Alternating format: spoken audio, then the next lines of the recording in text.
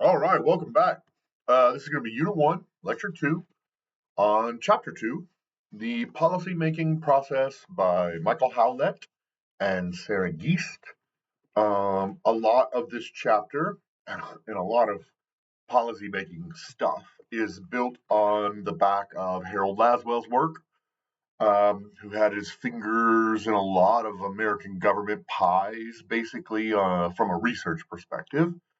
But he built this sort of decision-making model that I think we even talked about in chapter 1. So Laswell's famous book from 1956. And it basically says there's the 5 stages. Yeah, we did talk about it. The 5 stages of making policy. Um, oh no, this is a different one. Okay. So stage 1 is agenda setting.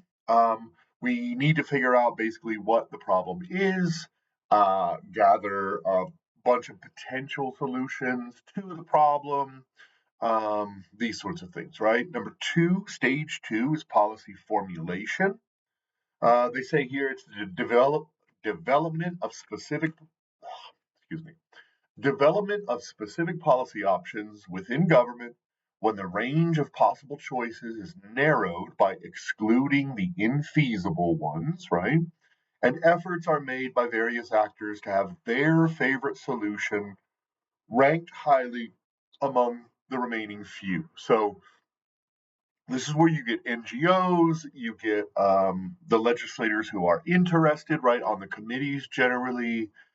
You get lobbyists, corporate interests, all kind of stuff. They want to sort of jockey to have their own conception of how we should solve this be put in front, right? Okay, stage 3, decision making. This is just where the governments adopt an actual course of action. Stage 4, policy implementation. This is where we put our decisions into effect. Um, and basically, it says here to alter the distribution of goods and services in a society. Most of the time, right? Not all policy sort of redistributes goods and services. All right, stage 5, policy evaluation.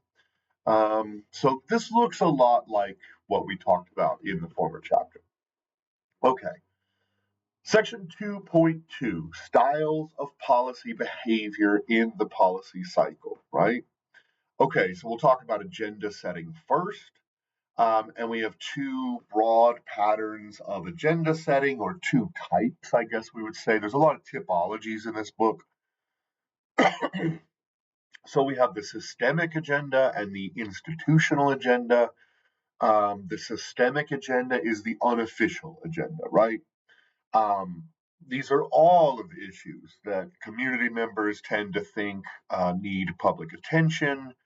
Um, and then you have the institutional agenda where we have a limited number of issues or problems that we're actually looking at by the elites and the institutions, etc. Right?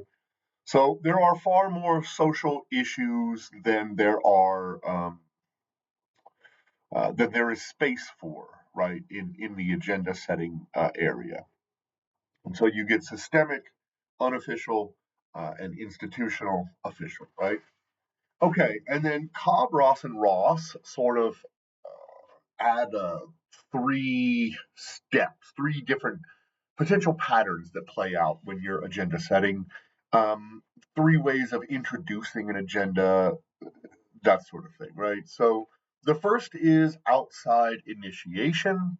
So this is generally like NGOs or someone from the public or maybe the news media um, gets hit first, and then it gets moved on to the sort of institutional agenda like we talked about a second ago. The second is mobilization. So a lot of times this is sort of a top down, right?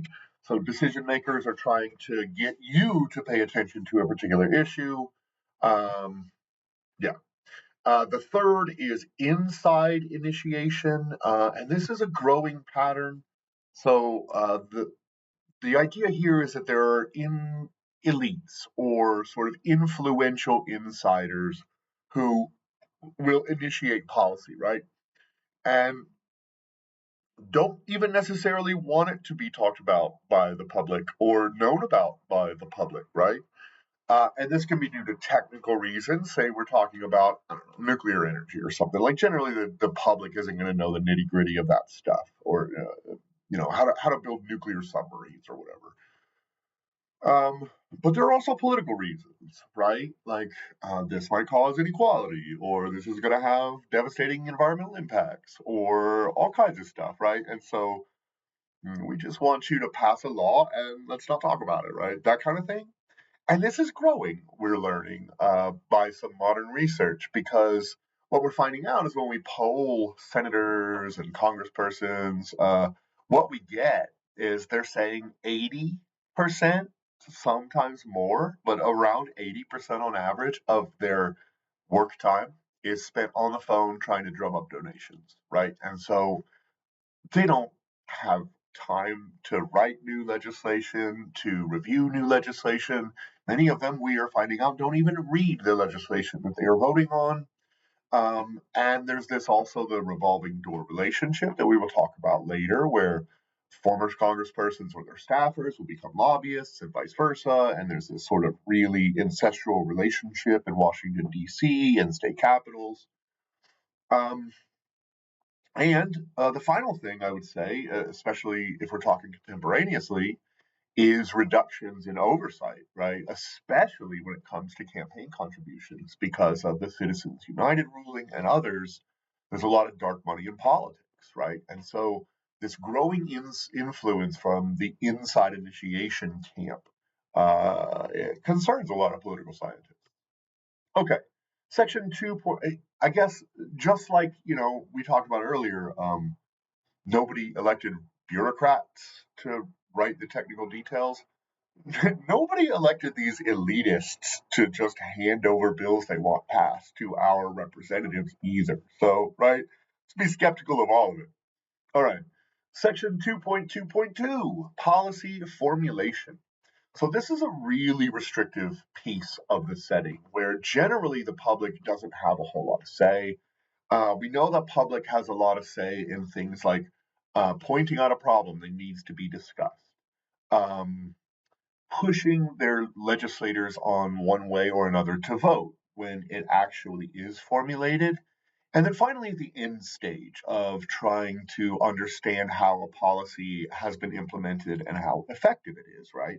And the negative externalities and all of the rest, right? But this piece of it, the policy formulation piece, is generally very restrictive, almost a little bit anti democratic, right? Because citizens in general don't get a lot of say here. These are the elites, these are the established NGO leaders, these are definitely like the congressperson staff and themselves, um, and technocrats, right? So this is kind of interesting, and subcommittees and committee members we know have a lot of power in this realm, this policy formulation realm, right? How are we going to approach this problem? What considerations of policy fixes are we even going to legitimize, right? Because there are a lot of ways to approach social issues, right? And so politicians almost have the right to say, well, we're only going to even give air to these 4 of the 20 or so, whatever it might be, right? So that's very, very powerful. Um, and so what the solution or the policy is going to look like to fix the social problem that citizens have input in is very much dictated from the top, right? And this small subset of powerful actors means that the options discussed are limited, like we just talked about. And radical approaches or new approaches tend to be off the table, right, and are very rare. And so what you tend to get is a tinkering around the margins, right? Very marginal change over time, right? Unless something just goes devastatingly wrong. Okay, section 2.2.3, the decision making stage. So this step tends to be largely dominated by economics and their rationality models, and especially cost-benefit analysis, right? And it can be useful, but there are a lot of troubling assumptions built into these models, especially around sort of homo economicus, right? Each individual acts rationally at all times. They have complete and full information at all times. Um, they can pin down a goal at all times. Like all of these are problematic, right? And we're building models, so they're useful, but be careful, right? Um, and they can lead to non-realistic answers, and they are particularly terrible at thinking or modeling, right, morality or goodness or ethics or these sorts of things, right? Because you have to be able to what we call operationalize the dependent variable, which means you have to pin down a number and a value. That's hard to do with ethics, right? So these things can get very sort of, I don't know, monetarily focused, budget focused, rather than what is good for your society or for your community, these sorts of things. Okay. Section 2.2.4 Policy Implementation Styles. So we basically have two theoretical subtypes, the substantive instruments, right? Those things that provide services and goods directly to members of the public or other government entities, right? And they provide a nice taxonomy here in Table 2.1. I'm not going to go through it all, but you should kind of dig through it a little bit. The second is procedural instruments. So these are less direct, right? This can be like education, right? Has this sort of indirect effect on things like economics, government efficiency, these sorts of things, scientific publications, like all kinds of stuff, right? So these are the more indirect ways. So instead of just writing down a rule, maybe because we want to increase, say, technological development, instead of sort of focusing on a direct way to do that, we can indirectly promote education, right? These sorts of things. Okay. Section 2.2.5 Policy Evaluation Styles. So, an important question when you're evaluating a policy, obviously, is what is the goal? This can be more difficult to pin down than you think, especially given the politics around these things, the touchiness of particular words, the input from many, many different directions, and I would argue the unequal input power of sort of the elites, right, versus regular citizens. And so pinning down what the goal is can be very, very difficult. We touched on it earlier, operationalizing your variables, especially the dependent variable, which is what we're measuring, right, or what we're trying to learn more about. So this can be pretty difficult to do, right? And I would also say there are, it's not talked about much, but there are incentives to undermine the success of policy if you're the minority party, right? Man, this is weird and kind of horrifying, honestly, but uh, Madison and Hamilton talked about sort of factionalization in Federalist Number 10.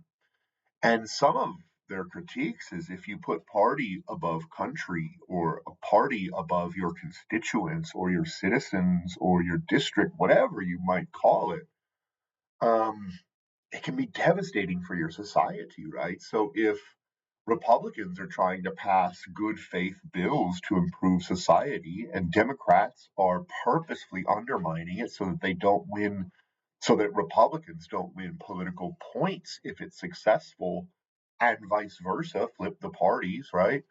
That's troubling.